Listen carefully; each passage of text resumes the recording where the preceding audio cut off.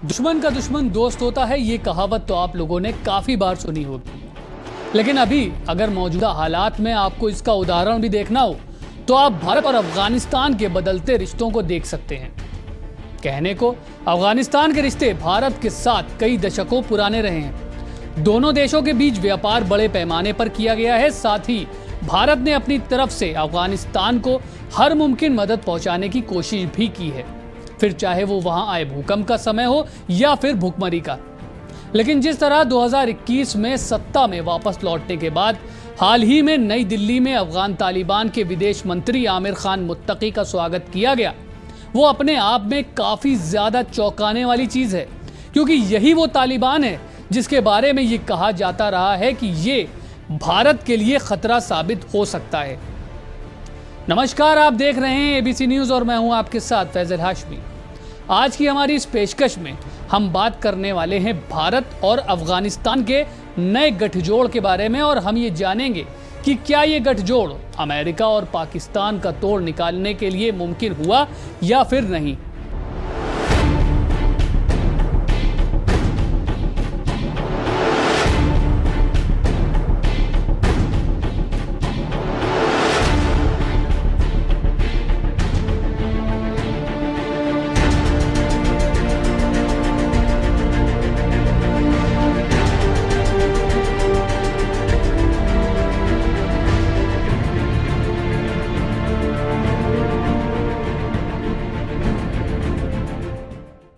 भारत और अफगानिस्तान का रिश्ता अब एक नए मोड़ पर खड़ा हुआ है। कभी जो तालिबान भारत के लिए खतरे का नाम था, अब उसी संगठन ने भारत में अपना पहला दौरा किया।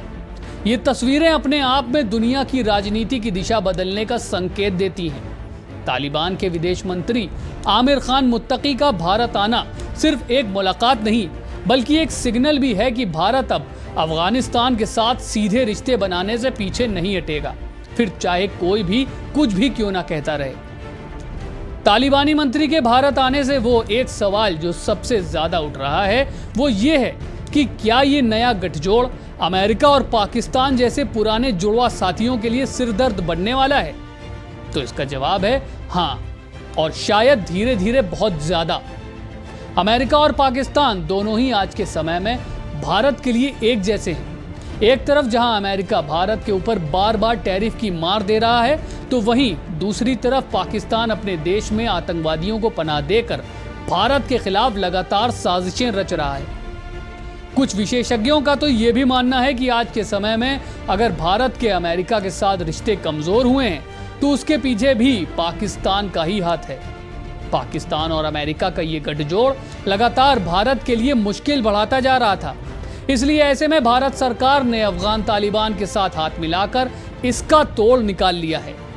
Excellency, India has long extended support for the health security of Afghanistan, including during the COVID pandemic. We are now ready to commit to 6 new projects whose details can be announced after the conclusion of our talks. A gift of 20 ambulances is another gesture of goodwill, and I would like to hand over 5 of them to you personally as a symbolic step. Bharat का अफगानिस्तान से दोबारा जुड़ना America और पाकिस्तान दोनों के लिए एक राजनीतिक संदेश है कि अब एशिया में खेल सिर्फ उनके हाथ में नहीं रहा है। दिल्ली का मकसद सीधा है कि अफगानिस्तान में स्थिरता लाना है, ताकि आतंकवाद और कट्टरता को बढ़ावा देने वाली ताकतों को कमजोर किया जा सके। आपको बता दें कि पाकिस्तान को भारत के अफगानिस्तान के साथ रिश्ते सुधरने पर सबसे ज्यादा बेचैनी है, क्योंकि तालिबान पर उसका पुराना असर अब पहले जैसा नहीं रह गया है। जब भी कभी भारत अफगानिस्तान को आर्थिक मदद और मानवीय मदद देता है, जैसे वहां सड़कें बनवाता है, अनाज भेजता है या फिर मेडिकल सपोर्ट देता है, तो ये सब पाकिस्तान के लिए सिर्फ मदद नहीं बल्कि डिप्लोमेटिक हार बन जाता है, क्योंकि इससे पाकिस्तान का वो पारंपरिक रोल खत्म होता है जो वो हमेशा से अफगानिस्तान के बीच मध्यस्थ बनकर निभाता आया था। अगर भारत और अफगानिस्तान के बीच भरोसे का पुल और मजबूत हुआ तो पाकिस्तान को दो तरफ से दबाव झेलना पड़ेगा। एक तरफ कश्मीर पर भारत का कड़ा रुख और दूसरी तरफ अफगानिस्तान में भारत की बढ़ती मौजूदगी। ये वही स्थिति होगी जिसका डर पाकिस्तान को हमेशा से रहा है। पाकिस्तान में कुछ ख़ास हलके हैं जो हालात को ख़राब करने की कोशिश कर रहा है, तो अफ़गानिस्तान अपना सरहदों का, अपना फ़ज़ा का हक़ महफूज रखे। अगर पाकिस्तानी साइड हमारे हुकूमत से अगर इसी खिते में अमन चाहता है तो जाहिर है कि पाकिस्तान का फ़ौज भी हमारा फ़ौज से ज़्यादा है, वो टेक्नोलॉजी में भी वो आगे है, उसका इंटेलिजेंस भी मजबूत है, तो वो ख़ुद क्यों नहीं कंट्रोल नहीं करता है। ये जो लड़ाई होते हैं ये तो आईनी बाउंड्री, आईनी ये ड्यूरेंट लाइन पे तो नहीं होता है, ये तो 400, 500, 800, 1000 किलोमीटर अंदर पाकिस्तान के अंदर जंग हो रहा है, तो ये खुद कंट्रोल करे।